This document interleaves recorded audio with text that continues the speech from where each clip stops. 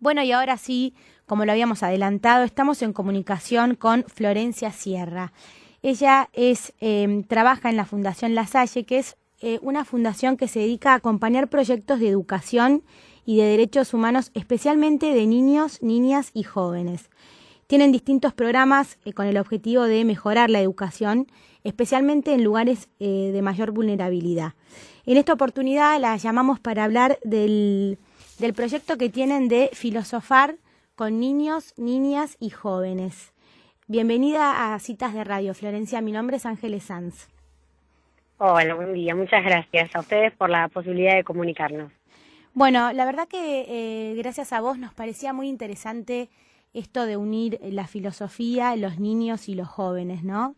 Y queríamos, empezar sabiendo o preguntándote por qué es importante la filosofía en los niños o en los jóvenes. ¿Cómo lo ves vos? Bueno, creo que ahí es importante aclarar que cuando decimos filosofía, por eso nosotros en el programa ponemos filosofar, en realidad estamos hablando de una práctica, más que de un contenido específicamente que se trabaja dentro de la academia. Lamentablemente, con cómo se fue construyendo la historia y la formación y la educación, lo que es el espacio para la filosofía fue quedando como en los cursos más elevados, en los últimos años de la escuela, en alguna asignatura de algunas carreras. Entonces el acercamiento es muy poco el que pueden tener las personas a lo que es esta práctica de preguntar y cuestionarse. Y en realidad, desde nuestra perspectiva, cuando llegamos al mundo, como seres humanos, tenemos, digamos, despierta nuestra capacidad de preguntarnos por las cosas, de preguntar por qué. Sí. Y de esa manera poder pensarlas, que es lo que nos diferencia de otras personas, de otros seres vivos de este planeta. Nosotros preguntamos por qué, las podemos pensar, desde ahí podemos modificarlas, podemos construir cultura.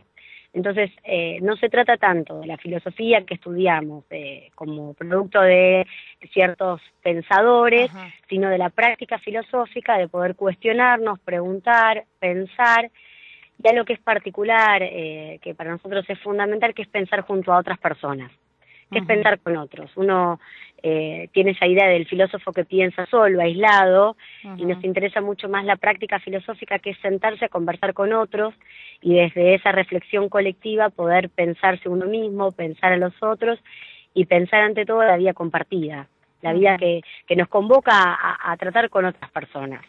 Así que en ese sentido, digamos, la escuela es un lugar ideal para cultivar, decimos nosotros, la pregunta. Y los niños y las niñas que van llegando al mundo tienen despierta esta curiosidad. De hecho, tenemos esta famosa edad del por qué, de que preguntas todo por qué. Y nos podemos cuestionar como adultos, si no es que poco a poco vamos silenciando esa capacidad. Y como docentes y educadores también, ¿no? Que hay cosas que se preguntan y hay otras que no. Claro. Pero ¿por qué no se preguntan? Porque nos incomodan, porque la verdad que nunca nos las pusimos a pensar, porque necesitaríamos tiempo para poder pensarlas y el modo de vida que tenemos no nos lo da. Entonces, en realidad, esta edad del por qué sería una invitación a los adultos que hemos olvidado esta pregunta que nos invita a pensar, a traerlas nuevamente. Y si la escuela, en vez de censurar esa capacidad de preguntar, la cultivara, la mantuviera, la potenciara para justamente abrir al diálogo y al intercambio con otras personas, para buscar el conocimiento, bueno, hay una riqueza fundamental. Así que se trata de traer la práctica filosófica al aula. Florencia, ¿qué tal? Soy Alicia Peirano, mucho gusto. Hola Alicia, ¿cómo estás? Florencia, la capacidad de preguntarse es innata al hombre, o sea que todos tienen la capacidad de reflexión. Sí, desde nuestro punto de partida, y en esto como yo estudié filosofía siempre hago esta aclaración, desde nuestro punto de partida sí, los seres humanos como tales tenemos esta disposición a preguntarnos las cosas, y que además es lo que posibilita la transformación. Cuando uno quiere transformar la realidad, lo primero que tiene que suceder es que se pregunte sobre aquello que está dado, y por eso también construimos cultura. Claro. Ahora modificamos la realidad. Ahora, ¿cómo te parece que influye el hecho de tener como esta gran fuente colectiva de conocimiento que es Internet en la capacidad de preguntar de los chicos? Porque ahora todo el porqué de las cosas se lo preguntamos al tío Google, que uno se mete y pregunta por qué los tsunamis, por qué... Entonces, ¿cómo viene eso a afectar justamente la práctica filosófica que históricamente funcionaba de otra manera? Bueno, mira, es re interesante lo que me decís, me hace acordar una de las anécdotas de las últimas experiencias de los docentes que llevaron las preguntas que más les interesaban, que eran preguntas filosóficas, a casa. Y una mamá contestó, esa respuesta la buscamos en Google y no la encontramos. Digamos, con mucha angustia, como diciendo, apelamos a lo que, digamos, como a la mayor fuente de conocimiento y tampoco estaba allí. Así que no sabemos cómo contestarla. Claro. En primer lugar, estas preguntas que no se pueden buscar en Google traen mucha frustración. Lo primero que nos sucede es que al principio genera mucho interés, sobre todo en los más grandes hablo, ¿no? En los adolescentes y en los adultos. Los chicos todavía mantienen ahí como el deseo de tratar de ellos de desentrañar aquello que se nos está preguntando. Pero en la medida en que vamos creciendo, el no poder acceder rápidamente a una respuesta genera como frustración. Y a veces como el abandono, ¿no? Como es algo bueno que no se puede resolver. O el otro riesgo, creo yo, que se cae fuertemente y que esta cuestión de Internet que nos abre un mundo de posibilidades, es que, bueno, hay tantas posibilidades que entonces todas dan más o menos lo mismo. O lo único que importa es que hay diversidad. Pero no nos podemos poner a detener a pensar, bueno, ¿cuál va a ser la posición que yo asuma? Es cierto que hay muchas respuestas posibles. Internet nos permitió acceder a una gran cantidad de diversidad de culturas que nos abre mundo. Pero ¿cómo me posiciono yo frente a este mundo? Hay un momento en el que eso que está puesto ahí es algo sobre lo cual yo tengo que decidir. No porque esté puesto ahí, es algo que se me presenta sobre el... Digamos, yo tengo un posicionamiento sobre eso, y eso me lo tengo que preguntar.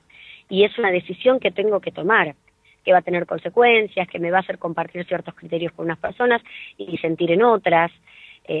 Pero no, yo creo que Google, o uno puede decir Internet y el intercambio con el mundo, abrió las puertas.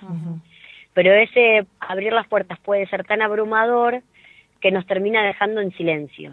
Claro. Y es lo último que tiene que pasar. Nos tiene que permitir hablar. Entonces yo tengo que poder recortar, y lo más difícil es que me tengo que poder tomar tiempo para pensar. Ahora, el pensamiento requiere tiempo.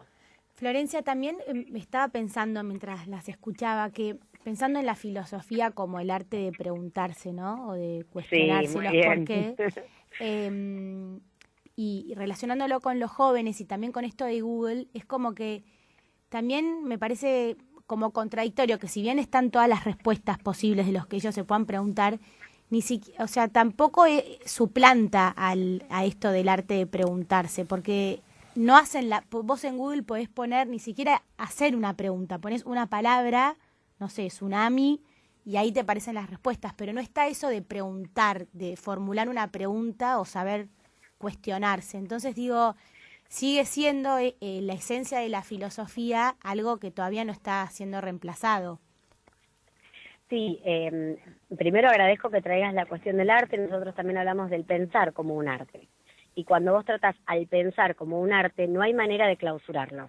Porque uno nunca va a hablar del arte como algo clausurado, como algo cerrado, que además pone al sujeto, al artista, en primera persona. Un artista que copia lo de otro carece de sentido. Entonces, quien piensa reproduciendo lo que piensa otro, si lo tomamos al pensar como un arte, carece de sentido. Es necesariamente una producción auténtica, que pone al sujeto, lo hace para nosotros presente. Vos en tus ideas, en tus pensamientos, cuando son auténticos, te haces presente. Y por eso es tu propia voz, y por eso no solo dice tus ideas, sino que te dice a vos mismo, ¿no?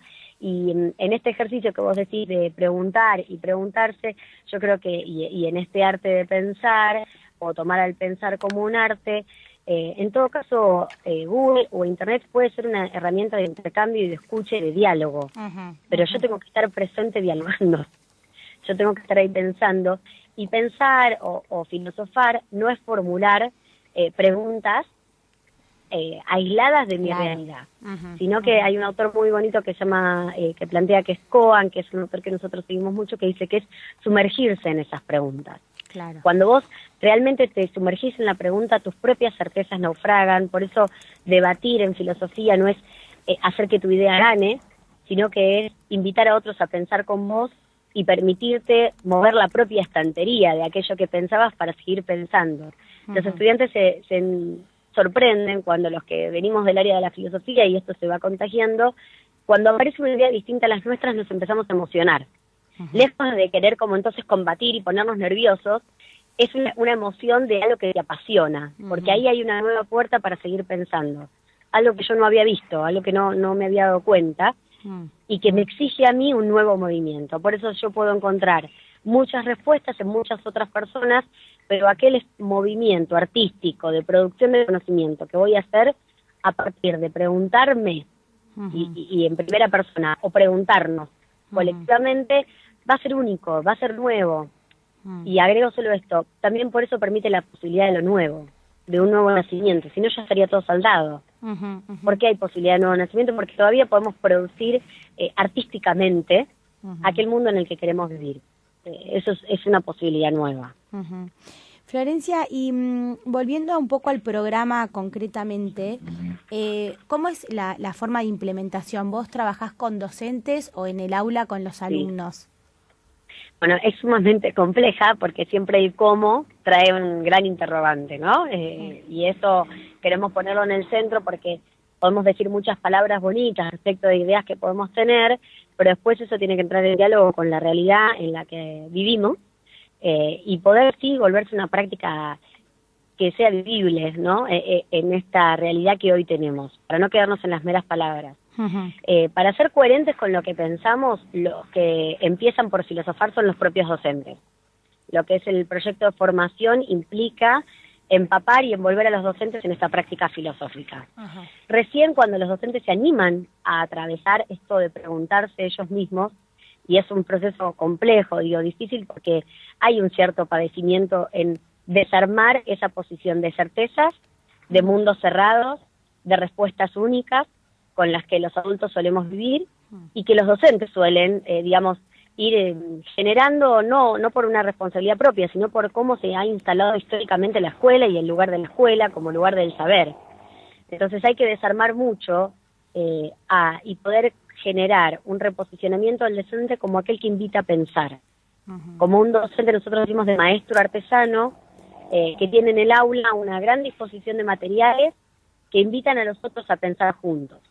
Y que el docente también tiene sus propias preguntas, sus incertidumbres, y que desde este lugar de pensador y pensadora que invita a los otros sujetos que habitan ese espacio a pensar eso que los convoca, porque no es cualquier encuentro el que se da en la filosofía, sino que es un encuentro para pensar.